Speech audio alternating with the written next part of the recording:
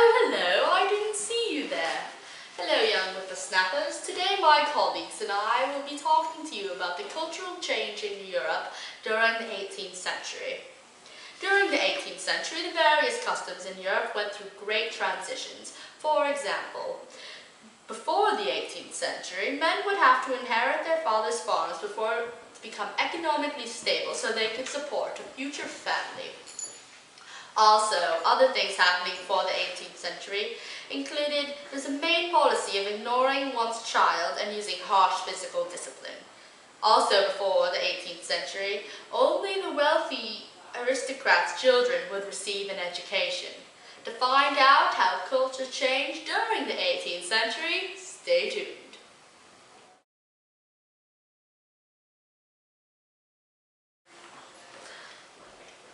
In Asia and Africa, there were predominantly what we call extended families. An extended family would be a 3 to 4 generation family, everything from the grandmother to the great-grandmother to all the grandchildren and the couples and everything, all living in the same household.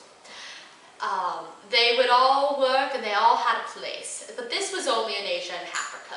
However, in Europe, there were mainly nuclear families. A nuclear family was when the couple got married, they would go off and start their own family.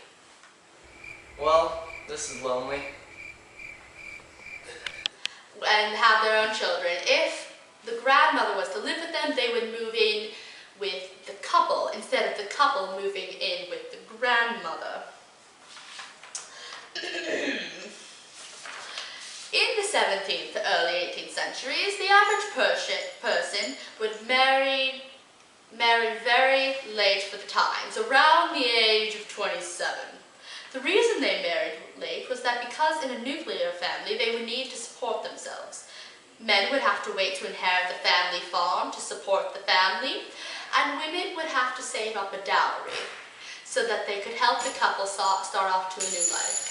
A dowry was generally a collection of money and household items that the family of the bride would send off to the new couple's new life. Another reason is that in some areas, couples had to get permission from lords or officials to marry who wanted to regulate who got married because they also thought that younger couples would not be economically ready to marry. We are gathered here today under the eyes of God to unite these two people together. This is a lovely couple getting married. They are the start of a family. The family is the basic social structure of which everything stems off of. After marriage, the couple steps into adulthood. The family shapes the children that will be the future society. What they learn will affect them and how they act throughout their lives. You may now kiss the bride.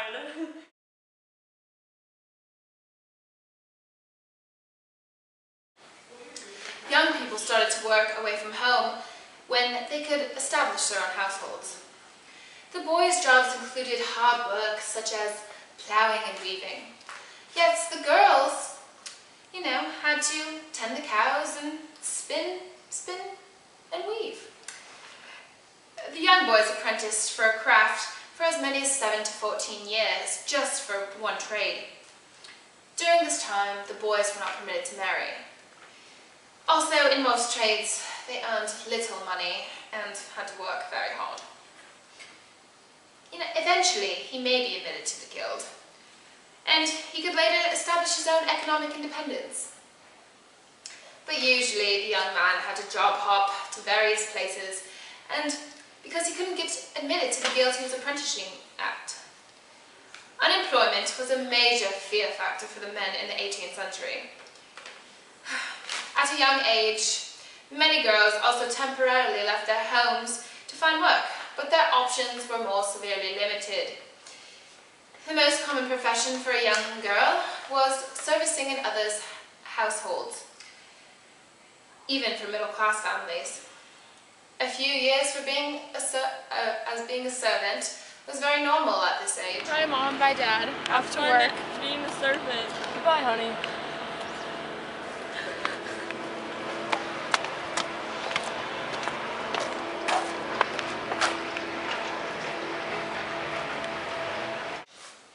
The servant girls had very little independence wages were given to their parents and just were sought and seen over by their mistress.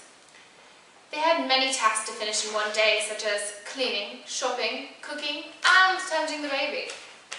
The work was endless, and since there was little laws for limitation of exploitation, they just had to keep working. Most women, though, rarely snapped under this pressure and brutality. I am Greek, your servant. Okay. Sweep the floors better. Okay. Give me that broom. You're not done. But some went to the court and recorded that, but some went to the court and complained of savage beatings and inappropriate verbal abuse, very common at this time. But also seduction, pressure, and sexual attack from the servant's master, friends, and sons were also another fear factor for the young girls. They were seen as easy and attainable prey to the upper class, and they felt free to exploit them sexually. If the girl became pregnant, however, they were fired and quickly thrown out of the home, and they had to find their own way and a place to live. Unwanted pregnancy also came from prostitution and petty thievery.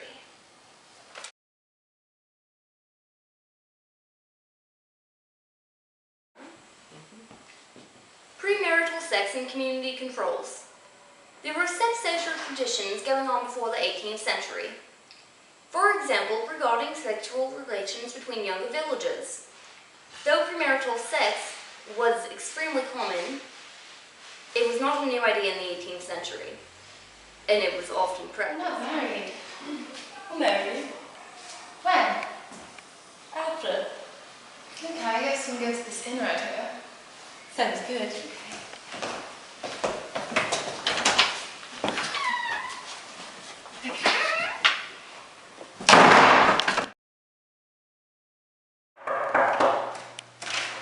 Mary? Ivan, remember that night? Yes. Well, I'm pregnant now. What?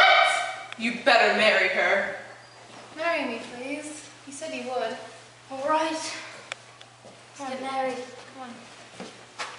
Have a nice life. I'm too excited for the baby. Illegitimate children, however, were not as common as one would suspect. This was largely due to when an unmarried woman became pregnant, her and the father were put under huge pressures by community controls. People such as village elders, their parents, landlords, anyone, expected and pressured the young couple to marry.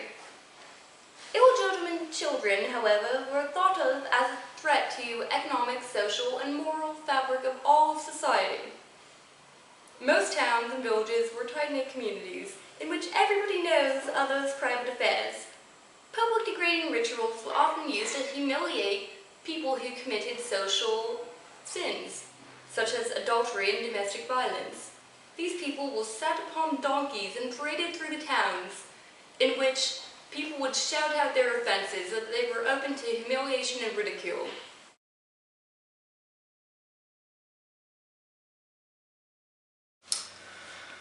During the second half of the 18th century, the previous patterns of marriage and illegitimacy were beginning to change.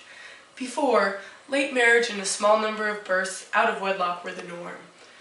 But between 1750 and 1850, Europe went through what has been called an illegitimacy explosion. In Frankfurt, Germany, illegitimate births flew from 2% of all births in the 1700s to around 25% of all births around 1850.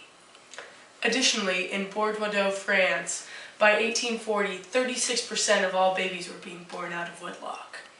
Today, that doesn't sound very significant. However, when you consider the time period, this was a very drastic change. Fewer women were practicing abstinence and fewer young men were marrying the women they